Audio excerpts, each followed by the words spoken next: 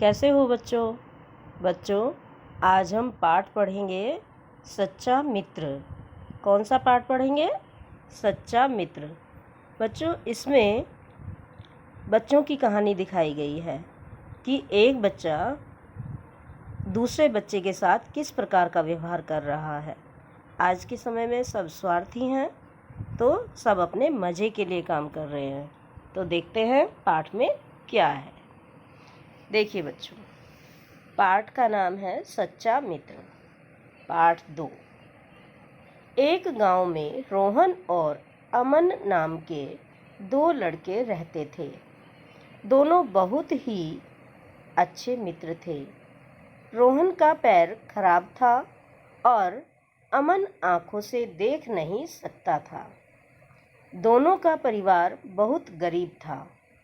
उनके माता पिता खाने और रहने के लिए कठिन परिश्रम करते थे।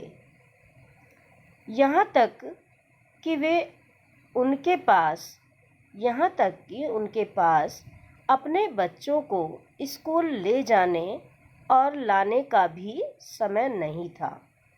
अतः वे स्कूल नहीं जाते थे।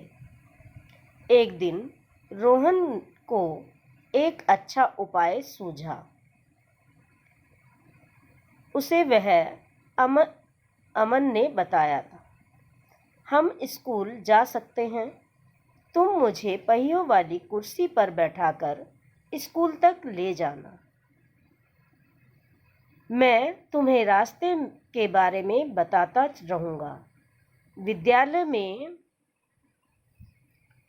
ऊंची आवाज़ में पाठ को बार बार पढ़ूँगा। उसे सुनकर तुम भी पाठ याद कर सकते हो। अमन को रोहन का उपाय अच्छा लगा। उसने उसकी बात मान ली। इस प्रकार दोनों बच्चे स्कूल गए। उन्होंने प्रधानाध्यापक को अपना उपाय बताया। फिर प्रधानाध्यापक ने इस विषय में अध्यापकों से बातचीत की। अध्यापक यह सुनकर प्रसन्न हुए कि किस प्रकार दोनों बच्चे एक दूसरे की मदद करना चाहते हैं।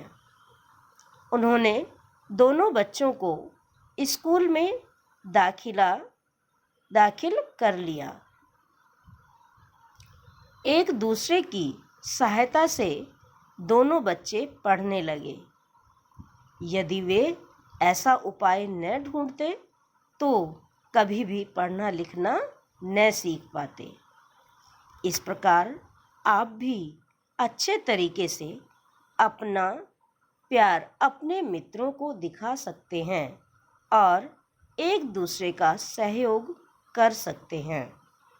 आप अकेले की अपेक्षा एक साथ मिलकर कहीं अधिक अच्छा कार्य कर सकते हैं।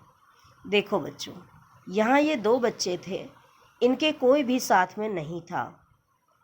तो इन्होंने खुद ही एक उपाय सोचा कि हम दोनों को पढ़ना है, तो हम कैसे पढ़ें। एक पैरों से चल नहीं सकता था और दूसरा आँखों से देख नहीं सकता था। दोनों को परेशानी होती थी, एक को चलने में और एक को देखने में। तो दोनों ने एक उपाय सोचा कि एक जिसको दिखाई देता है वो कुर्सी पर बैठेगा, पहिए वाली कुर्सी पर, क्योंकि उसके पैर खराब थे। और जिसे दिखाई नहीं देता, उसके हाथ पैर सही थे, वो उस पहिए वाली कुर्सी को चलाकर स्कूल तक ले जाएगा। और जब स्कूल में कक्षा शुरू होगी तो उसमें जो पाठ पढ़ाया जाएगा, कुर्सी पर बैठने वाला बच्चा उस पाठ को जोर जोर से पढ़ेगा। कई बार उस पाठ को जोर जोर से पढ़ेगा, जिससे कि दूसरा बच्चा सुनकर उस पाठ को याद कर ले। तो बच्चों देखो, कितनी अच्छी बात है कि उन्होंने एक दूसरे का सहारा खुद को ही बना लिया। और प्रधानाध्यापक उनकी बात सुनकर कितने खुश हुए कि वे एक दूसरे की मदद करना चाहते हैं। दोनों ही एक दूसरे की मदद करना चाहते हैं। तो बच्चों, हमें ऐसे ही करना चाहिए कि हमें एक दूसरे की मदद करनी चाहिए, हमें बिल्कुल स्वार्थी नहीं होना चाहिए। एक बच्चा था बच्चों, वो भी दोनों मित्र थे, लेकिन उनमें क्या था, उनमें एक दूसरे को नीचा दिखाने की बात थी।